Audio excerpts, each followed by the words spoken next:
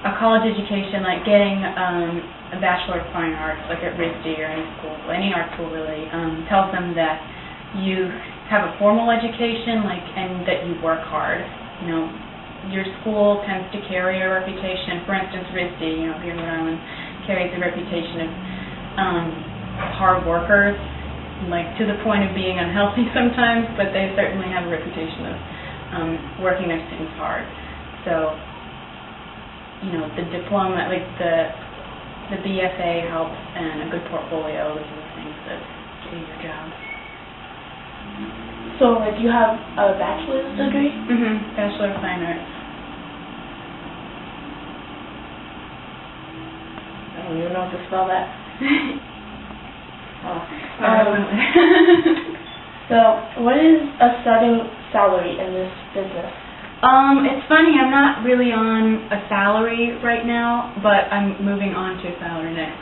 What I am right now as a contractor is I get paid per project. So, you know, one project is $400, and depending on the complexity of it, the price of a project ranges. And it's hard, I can't really say how much it was per year because I haven't been working with them a full tax year so far, but it generally pays like around $1,500, $2,000 a month. So, yeah, I hope that answers the question. Entry level is tough because for freelancers like me, it's not really paid per hour, so you kind of have to, you either set your own prices if you're doing your own work, or you're paid like whatever they pay for a particular project, you know? So, like, your pay depends on, like, how good your project is? How big it is, really. Like, if I do a small project, I get paid less than if I get paid a bigger project. Like, I do, as a freelancer, I do other things, like I do illustrations for Providence Monthly, and I also do some independent animation work, and that sort of thing can be per project, but also you get paid per hour, and in that case you set your own rate. So I say, oh well, I'm going to do an animation for some company or some film, and I say my rate is $25 an hour or something, and so they pay me that, and I keep track of my hours, and at the end I send them an invoice for all the hours and the work that I did for them, and then they pay me. Sounds interesting. It's good. It's really nice. So what do you like most about your job? I have a lot of freedom. I really like, I'm incredibly lucky because I don't have to go to an office and be there a certain number of hours a day.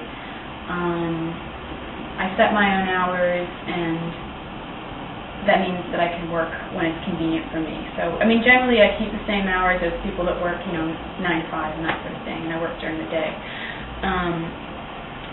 But the other good thing is that our team is lucky enough to have a lot of creative control. So when I had first started, I thought I would just be rendering other people's designs into the items and that sort of thing. But our boss trusts us a lot, and we're responsible for a lot of the creative development of the project. So she pretty much tells us, like, here's the theme, it's Christmas or it's Halloween or whatever, just design something, and we do. And excuse me, for better or for worse, we get total control over that.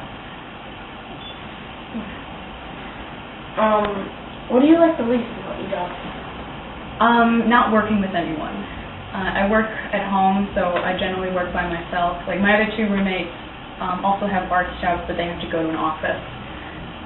So what I do miss, especially after being in college, is having a lot of other people working around me. So it's a really good way to, I don't know, you get creative energy when you're around other people, and working by yourself can be a little boring, you know. So you like working with people? I love working with people, yeah. I mean, especially other artists, because they're really excited about their work, and you can bounce ideas off of them. And it's a good relationship. I like working by myself. Yeah. How many years did you train for your job?